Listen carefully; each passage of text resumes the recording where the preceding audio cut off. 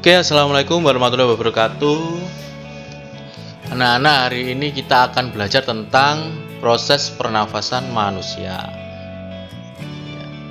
Jangan lupa subscribe.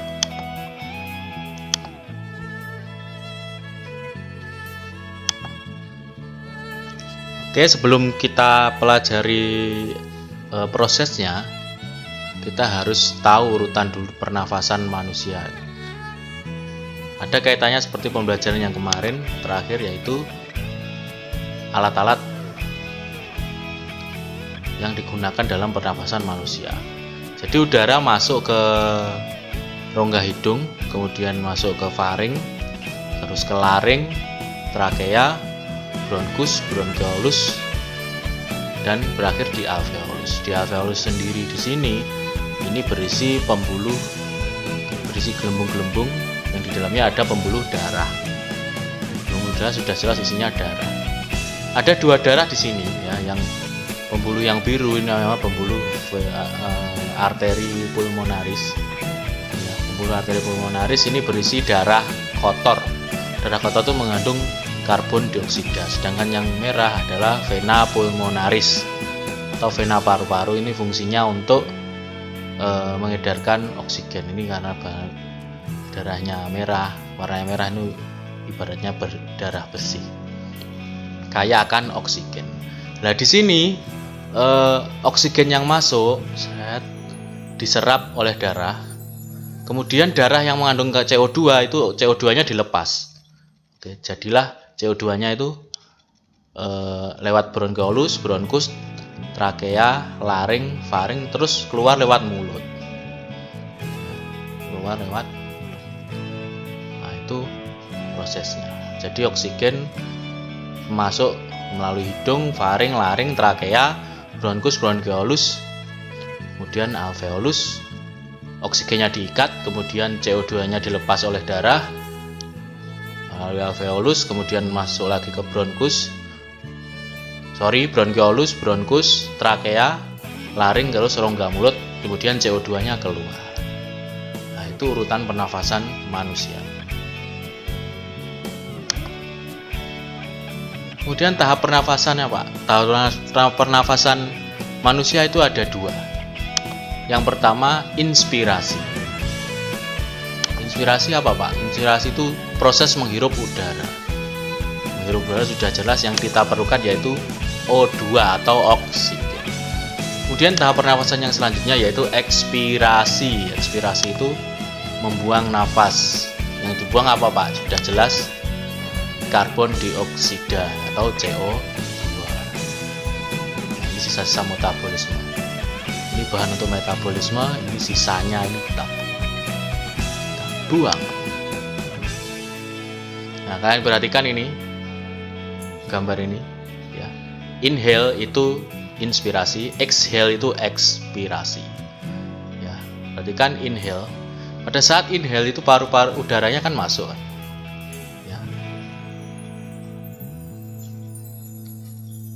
Pada saat udara masuk itu paru-paru mengembung, kemudian diafragma ya mendatar, diafragmanya kontraksi. Udara masuk, paru-paru mengembung, diafragma kontraksi. Sedangkan exhale atau ekspirasi, paru-paru udaranya keluar, itu paru-parunya mengempis, kemudian diafragmanya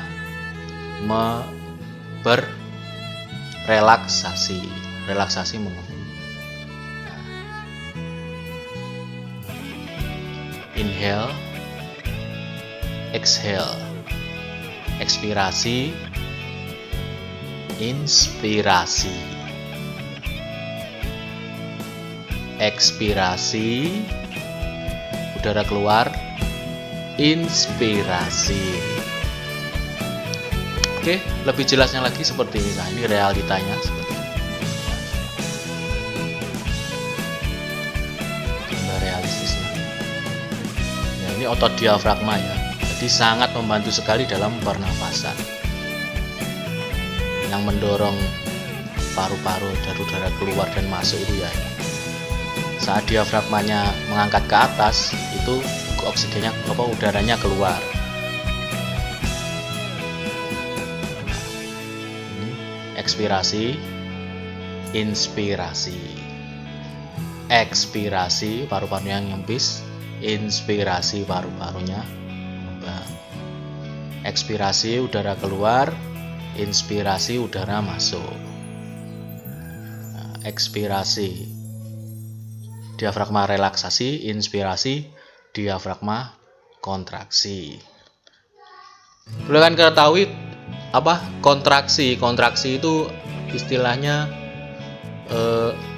menguat, jadi nyelot rasa, ototnya nyelot gitu, nyelot, semakin menekan, semakin ya menekan atau menyempit. Sedangkan relaksasi itu ototnya mengendur atau relax, istilahnya itu relax. Ya. Ini otot diafragmanya bekerja.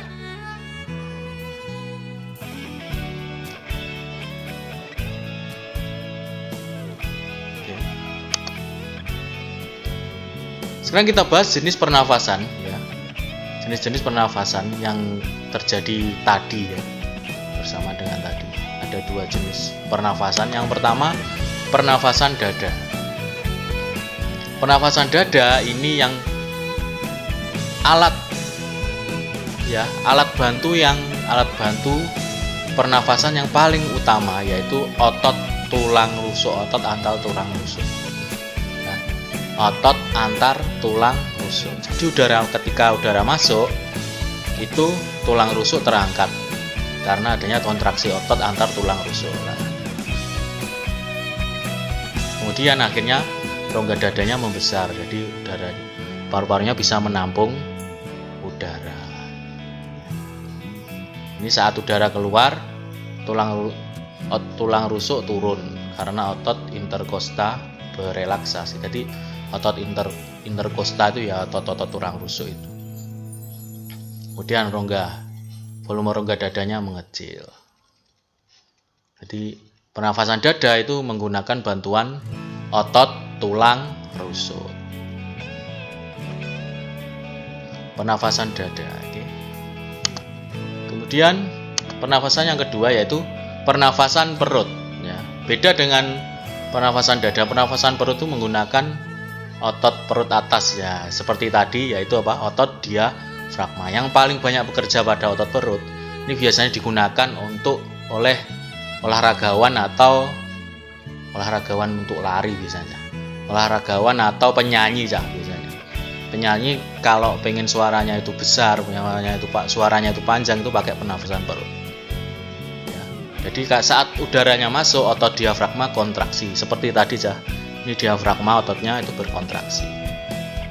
Ya, mendatar. Akhirnya volume rongga dada membesar. Kemudian saat udara keluar, otot diafragmanya berelaksasi. Ototnya banyak melengkung, sehingga volume rongga dadanya mengecil. Ini pernafasan perut ini, otot yang banyak bekerja yaitu otot diafragma.